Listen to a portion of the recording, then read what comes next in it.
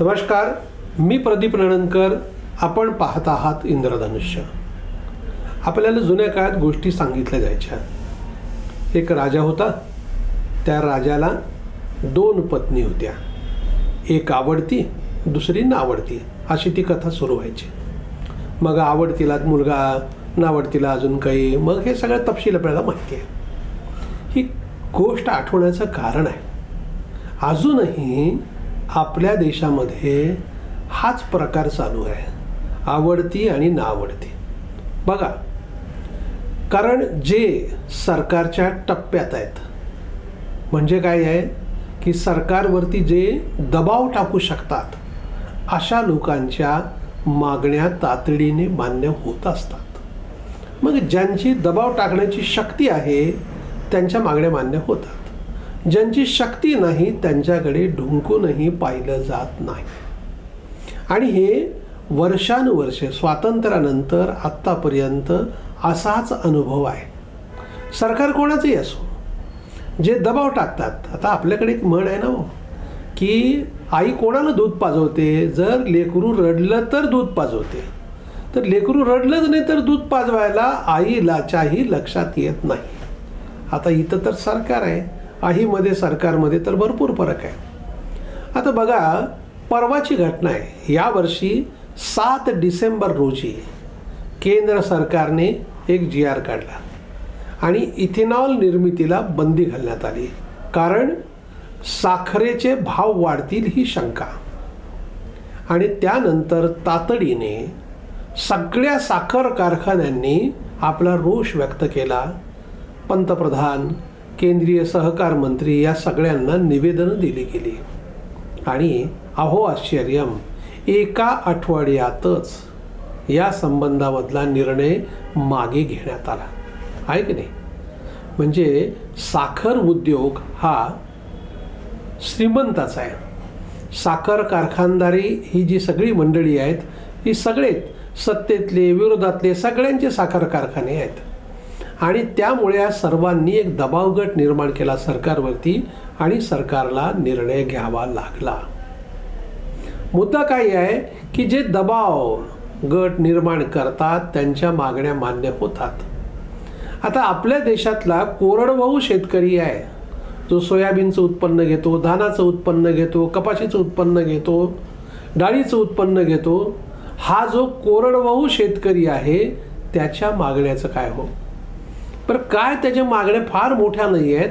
आमच्या शेतमालाला योग्य भाव मिळावा, ही मागणी किती वर्षापासूनची आहे. पण सरकार भाव मिळायचं जाऊ द्या, बाजारपेठेत जर भाव मिळणार असेल तर ते भाव पडतील कसे याची काळजी घेतं. आणि निर्यात आणि आयात या धोरणामध्ये निर्यातीला बंदी, आता कांद्याच्या निर्यातीला बंदी आपल्याला माहिती आहे, अगदी लेटेस्ट, हो की नाही. आणि आयातीवरती निर्बंध लादले जात नाहीत. जेव्हा आपल्याकडचे भाव वाढायला लागतात तेव्हा विदेशातल्या शेतकऱ्याला पायघड्या घातल्या जातात. घरच्या म्हातारीचे काळ अशी एक म्हण आहे. म्हणजे आपल्याकडच्या शेतकऱ्यांना भाव चांगला मिळू द्यायचा नाही, परंतु विदेशातल्या शेतकऱ्यांसाठी सर्व प्रकारच्या सुविधा आपलं सरकार देतं. मग सोयाबीनचे आता सर्वांना माहिती आहे, वर्षानुवर्ष हे सगळे विषय व्हायला लागलेत. खाद्यतेलावरती आयात शुल्क 0% आहे, लावलंच जात नाही आहे गेले 2 वर्षापासून. आणि 2 वर्षापासून सोयाबीनचे भाव पडलेले आहेत.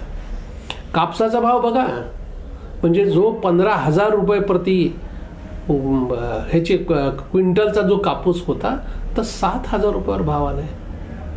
मग हे जे भाव पडलेत, किती 10 वर्षापूर्वी सोयाबीनच्या भावाची मागणी काय होती, आज काय भाव मिळत आहेत? अजूनही 6,000 रुपये भाव मिळत नाहीत. मग सरकार, तेच सरकार ज्यांनी मोर्चे काढले, ज्यांनी यात्रा काढल्या, ही मंडळी होती ना. मग ह्यांना का नाही होत?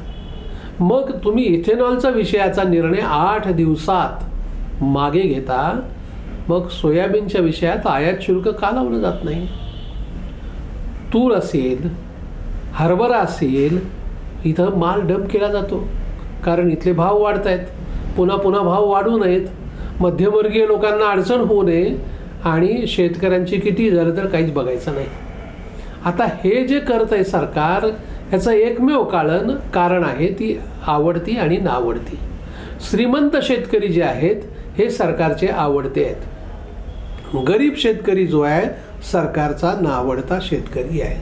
त्याच्या तोंडाला पाणी पुसले जातात.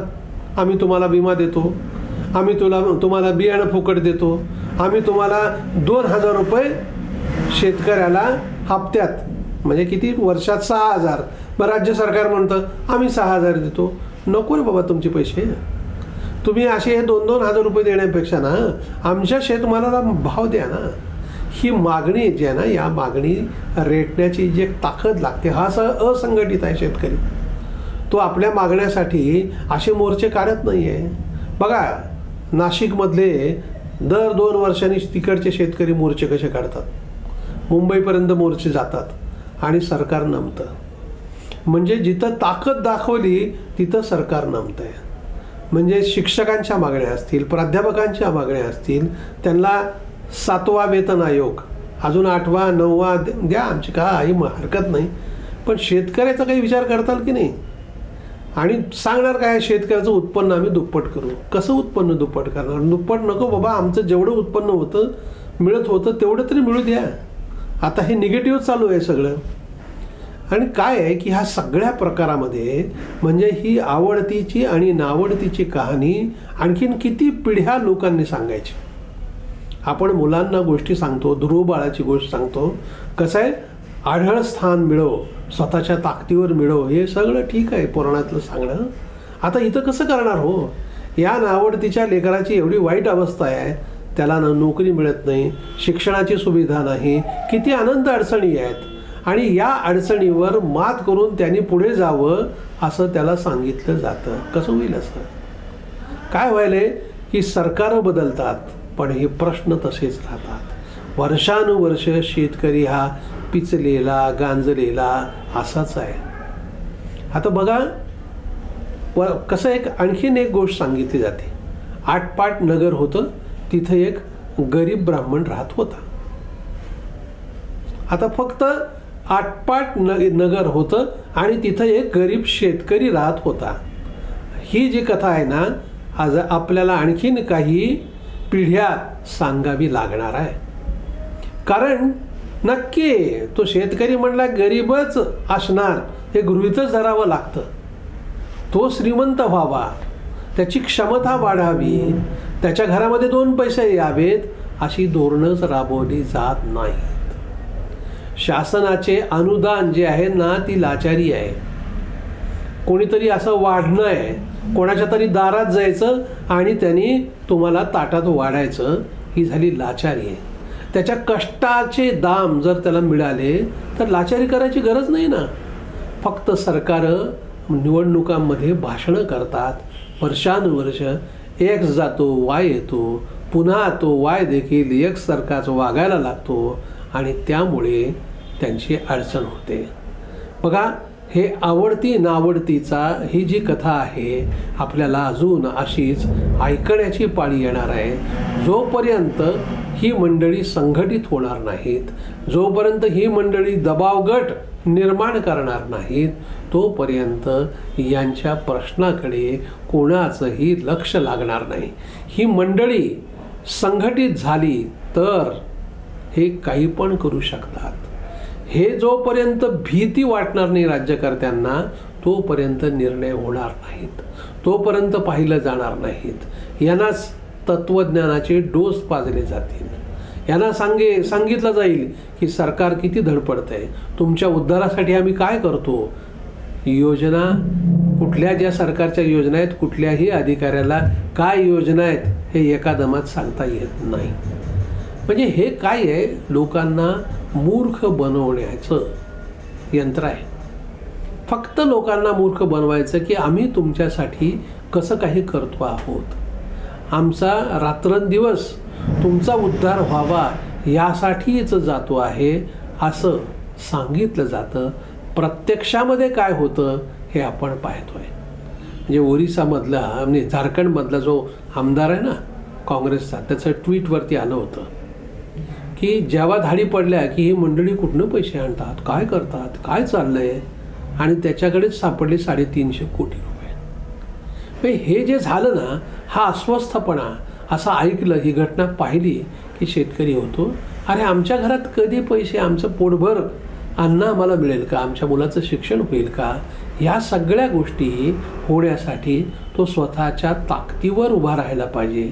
आणि स्वतःच्या ताकदीवर उभा राहिला की मग तो मतासाठी पैसे घेणार नाही, वाजवून बोलेल.